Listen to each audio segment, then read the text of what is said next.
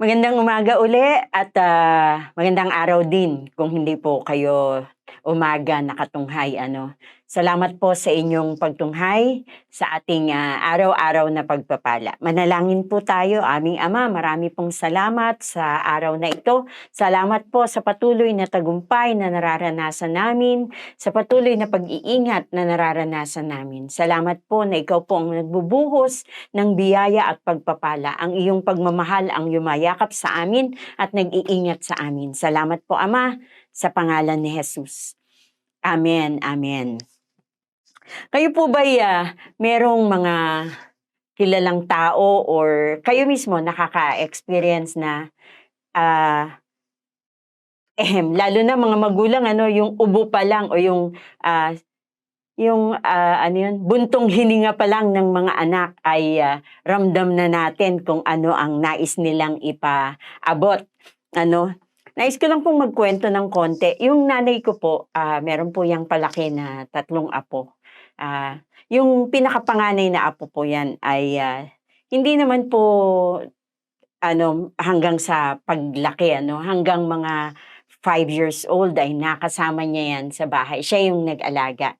At alam niyo po hanggang ngayon, kapag medyo nagbuntong hininga, medyo umubo, o kaya kararating galing dumalaw sa kanya, kararating galing sa trabaho, ay alam niyo po bang tarantan-taranta kagad si nanay at inaasikaso niya kagad, tinatanong niya kagad kung anong kailangan, ganyan. Bakit? Kasi alam niya yung nararamdaman nung kanyang apo dahil tumira kasama niya. Alam niyo, yung pag-uusapan po natin ngayong araw na ito ay namuhay na kasama natin. Ang ating pong foundation verse ay sa John chapter 1 verse 14. Sa Tagalog po, sabi dito, nagkatawang tao ang salita at namuhay na kasama natin. Nakita namin ang kadakilaan niya bilang kaisa-isang anak ng Ama, puspos siya ng biyaya at pawang katotohanan ang mga sinasabi niya. Ang tinutukoy po dito ay ang Panginoong Hesus na namuhay kasama ng mga tao. At dahil namuhay ang Panginoong Hesus na kasama ng mga tao, marami po siyang na-experience bilang tao. Alam niyo, nung nasa lupa po siya ay 100% human siya dahil ipinanganak siya. Iniluwal siya ng kanyang ina. At naranasan niya po, marami po siyang naranasan na katulad mo at katulad ko na nararanasan din natin. Alam niyo, isang garantiya ito na ang ating Panginoong Hesus naiintindihan tayo. Oo kapatid, naiintindihan ka. Naiintindihan ako. Naiintindihan tayong lahat ng Panginoong Hesus sa lahat ng ating mga nararanasan.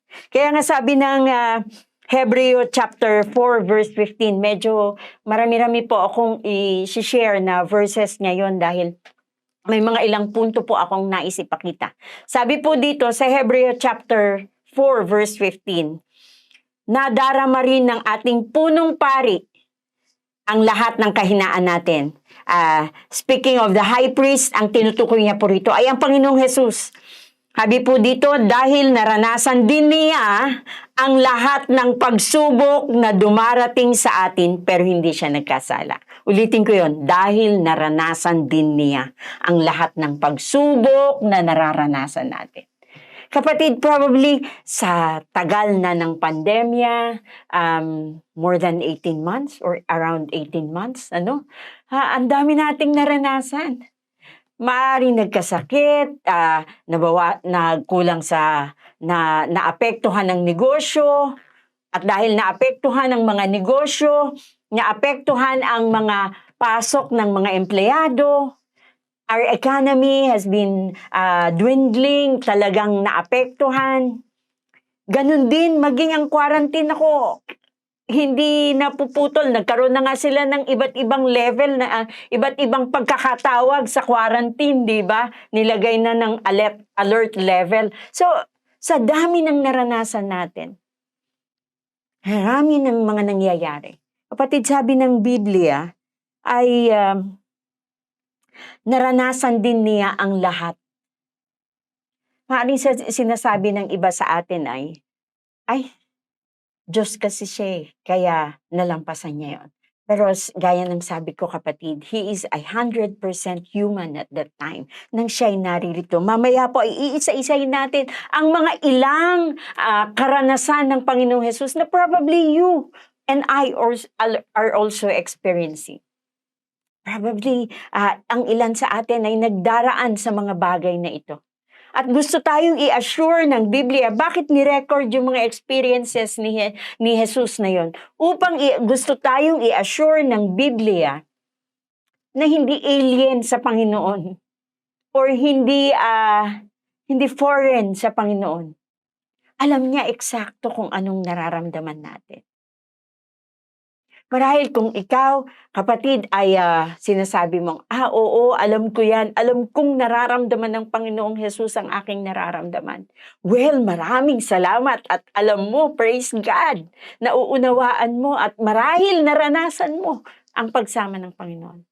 Pero meron din ang ilan sa atin na may pinagdaraanan na feeling mo ikaw lang ang nakaranas nito. Ikaw lang ang naka-experience nito. But let us see in the Word of God how Jesus experienced some things. Mga ilang bagay sa buhay niya. Hindi ko mailalathala lahat dito. Pero kumuha lamang po ako ng 10 mga experiences na maaaring ikaw at ako ay makarelate. Sabi dito, mga ilang karanasan ni Jesus na nararanasan mo, nararanasan ko. At nararanasan ng karamihan sa atin. Okay? Ang una ay, makikita po natin sa John chapter 7 verse 5 sa NLT, sa New Living Translation. Sabi niya, for even his brothers didn't believe in him. Sa Tagalog po, sinabi ito ng mga kapatid ni Jesus dahil kahit sila ay hindi sumasampalataya sa kanya. So ano ang naranasan niya? Rejection. He was rejected by his siblings, mga kapatid. Ang mga kapatid niya mismo ang hindi naniwala sa kanya, ni-reject yung mga tinuturo niya. Kapatid, naranasan mo na bang ma-reject? Probably one way or the other. Hindi man ng mga kapatid mo, marahil hindi ng magulang mo, hindi sa pamilya mo, siguro tanggap na tanggap ka sa pamilya mo. Marahil ng mga kaklase, na-reject tayo ng nililigawan, na-reject tayo sa ina-applyan natin, yung gustong-gusto nating trabaho, pinaghandaan natin, tapos ni-reject lang tayo. Na parang, binaliwala lahat ng effort ko. Or probably, sa loob ng pamilya din, nakakaranas tayo ng rejection. Kapatid, hindi alien yun sa Panginoong Jesus. Naranasan din niya. And so, kaya nga sabi doon, naranasan niya ang lahat ng nararanasan natin. At dahil naranasan niya ng Panginoon, yung experience mo ng rejection na yan, kapatid, matutulungan tayo ng Panginoong Jesus. Matutulungan ka ng Panginoong Jesus. What should we do? Magpatawad. First step of healing is forgiveness. Let's forgive those people. Hindi ho madali. Yes, hindi ho madali. Alam ko. Nung sabihin ng Panginoong Jesus, Ama, patawarin mo sila sapagkat di nila nalalaman ang kanilang ginagawa. That was the time na siya ay, siya ay pinako sa krus. Yun niya sinabi. That was brutal, di ba? Pero kinaya niya. Why? Alam niya, kailangan ng tao ng kapatawaran. And yes, if we want healing sa relationship, let's forgive. It's a choice, kapatid. And God will help you. Jesus can help you. Just ask. Humingi lang tayo ng tulong. Ano pa? Sa pangalawa ay, ang matukso. Naranasan din po ng Panginoong Jesus yan, ang matukso. Nakalagay po yan sa Mark 1:13. Sabi po doon, na natili siya roon ng 40 araw na tinutukso ni Satanas. Ito po yung puntong tinutukso siya ni Satanas. Yes, There are temptation around. Hindi lang marahil sa paligid natin, merong tukso. Nahihirapan na ba tayong i-resist yan?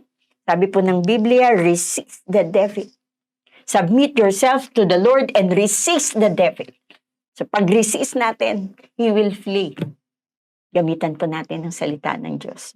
Mabasa po natin dyan yung taktika ng Panginoon. Ginamit lang niya ang Word of God. Amen? Ang pangatlo po ay nung tuyain siya sa paggawa ng mabuti. Paano siya natuya? Paano natuya ang Panginoong Hesus sa paggawa ng mabuti? 'Di ba?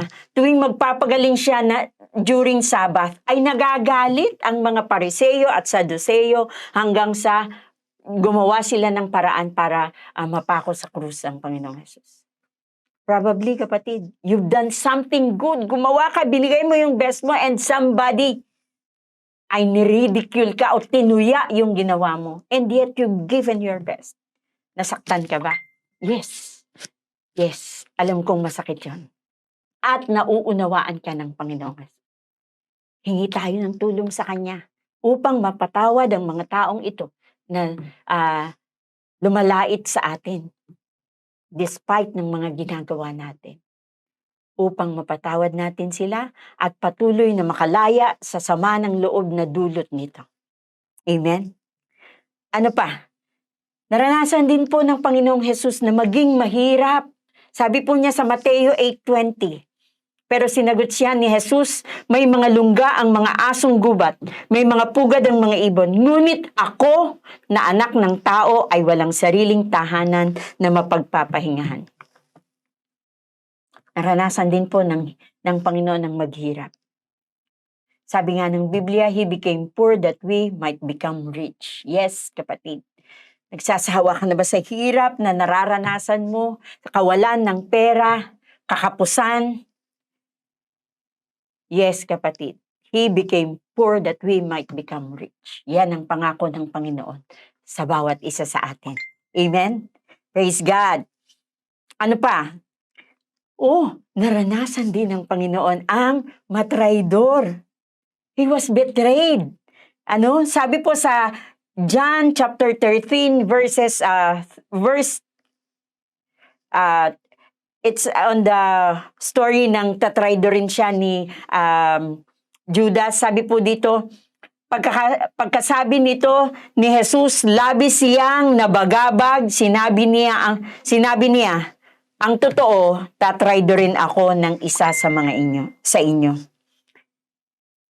He was betrayed by Judas. Ang sakit siguro nun para sa kanya, na alam niya na tatraido rin siya. Yung ang after na na nagawa, masakit na Yung pa kayang alam mo na gagawin pa lang. Kapatid, kung naranasan mo yun, trinaidor ka ba? Nakaranas ka ba ng pagtraidor ng pinagkakatiwalaan mo? Kaya naman traidor ang tawag dahil ginawa ito ng lihim ng pinagkakatiwalaan mo. Naranasan mo ba yon, kapatid? The Lord understands you. And again, matutulungan ka niya to cope up on that situation. Dahil naunawaan ng Panginoong Hesus ang sitwasyon mo. Pang-anim, naranasan din po ng Panginoon ang mabigo. Sabi po sa Matthew chapter 16 verse 23, hinarap ni Jesus si Pedro at sinabi, lumayo ka sa akin, Satanas. Pinipigilan mo akong gawin ang kalooban ng Diyos dahil hindi ayon sa kalooban. Dahil hindi ayon sa kalooban ng Diyos ang iniisip mo, kundi ayon sa kalooban ng tao. He was frustrated sa reaction ni Peter at that time. At dahil sa kanyang sobrang frustration, sabi niya, alam na niyang hindi si Peter yon. Kung hindi, si Satanas ang nais na humadlang sa kanya. Naranasan mo na bang ma-frustrate, mabigo, ma-disappoint sa mga sitwasyon sa buhay? Kapatid, naiintindihan ka ng Panginoon. And because naiintindihan ka ng Panginoon, He can help you come out on that situation. Matutulungan ka ng Panginoon. Amen. Naranasan din po ng Panginoon ang mapagod. Sabi po sa John 4:6, may balon doon na ginawa ni Jacob dahil tanghaling tapat na noon at pagod na si Jesus sa paglalakbay. Umupo siya sa tabi ng balon para magpahinga. Magpahinga dahil napagod siya. Yes, kapatid, kung napapagod ka, pwede tayong magpahinga. We can rest at the feet of Jesus and He can help us restore our strength, restore our joy, restore yung enthusiasm natin. Saan ka ba napapagod, kapatid? Anong ikinapapagod mo? Naiintindihan ka ng Panginoon at sasamahan ka niya para ibalik yung lakas na yon, ibalik yung strength na yon, yung enthusiasm para magawa mo uli yung mga bagay na dapat mong gawin. Amen? Ito pa, naranasan din ng Panginoong Jesus na ang labis na kalungkutan. Nakaka-relate na ba tayo sa mga bagay na naranasan ng Panginoong Jesus? Ito, labis na kalungkutan. Sabi po sa Matthew chapter 26 verse 28.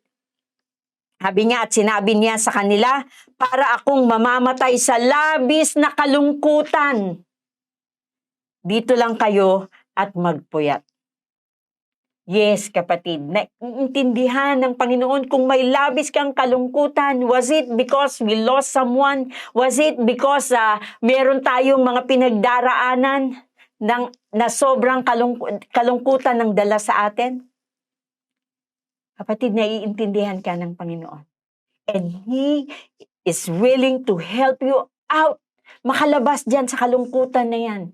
Sabi niya, He will turn our mourning into dancing. Dahil gusto ng Panginoon, palitan ang kalungkutan na yan ng kagalakan. I-surrender lang natin yan sa Panginoon. Amen? At isa pa po sa naranasan ng Panginoon ay ang pagbintangan ng hindi totoo. Sa Matthew 26:60, sabi doon, pero wala silang nakuha kahit marami pa ang lumapit at sumaksi ng kasinungalingan. Nang bandang huli, may 2 lalaking lumapit. Sumaksi ng kasinungalingan. So, meron po bang nagbintang sa atin ng mga mali? Sumaksi ng kasinungalingan laban sa atin. Kapatid, naiintindihan ka ng Panginoon and He will help you on that. He will clear your name. Siya ang magki-clear ng name mo. Siya ang gagawa ng paraan upang maihayag ang katotohanan. Dahil nais niya na makalaya ka doon sa kasinungalingang ginawa na yon laban sa iyo. And God is so willing to help you out. Amen? At ang isa sa pinakamasakit na naranasan niya ay nang talikuran siya ng Ama sa langit. Saan yan? Matthew 27:46, sabi niya, mag-alas 3 na ng hapon, sumigaw si Jesus ng malakas, Eli, Eli, lema sabachthani, nang ibig sabihin ay, Diyos ko, bakit mo ako pinabayaan? At this point, tinalikod ng Ama ang kanyang mukha kay Jesus. So feeling ni Jesus, pinabayaan siya ng Ama sa langit dahil sa grabing naranasan niya. Kapatid, are you experiencing? Meron bang tumalikod sa iyo na minamahal mo, iniwan ka, pinabayaan ka, or iniwan ka sa ere, iniwan ka sa alanganin? Kapatid, naiintindihan ka ng Panginoon at sasamahan ka niya dyan, tutulungan ka niya. Lumapit lamang tayo sa Kanya. Hindi tayo nag-iisa sa mga sitwasyong pinagdaraanan natin. Kapatid, nais ng Panginoong iparamdam sa iyo ang pagmamahal niya. Gaano ka kamahal ng Panginoon? Gaano tayo kamahal ng Panginoon? Alam natin yan sa John 3:16, sabi rito, sapagkat ganito ang pag-ibig ng Diyos sa sanlibutan, ibinigay niya ang kanyang bugtong na anak upang ang sinumang sumampalataya ay di mapahamak kundi magkaroon ng buhay na walang hanggan. Gaano tayo kamahal ng Panginoon? Inispread niya ang kamay niya upang i-welcome tayong lahat. Inispread niya ang kamay niya upang sabihin sa atin, anak, halika, nais kitang yakapin. Inispread niya ang kamay niya, saan? Sa krus. At pinatunayan ng kadakilaan ng pag-ibig niya sa atin. Kapatid, mahal na mahal tayo ng Panginoon at nais niya tayong sinasamahan niya tayo sa lahat ng panahon.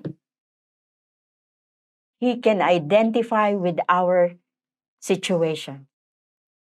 Ang mahalaga lang, ma-recognize natin na naririyan siya, namumuhay ng kasama natin, kasama natin, niyayakap tayo sa panahon na tayo ay nalulungkot at nais niyang iparamdam sa atin at ibinubulong sa atin, anak, mahal na mahal kita. Amen. Amen. Ipagkatiwala mo lang, kapatid. Ano man ang sitwasyon mo, ano man ang nararanasan mo, ipagkatiwala mo yan sa Panginoon.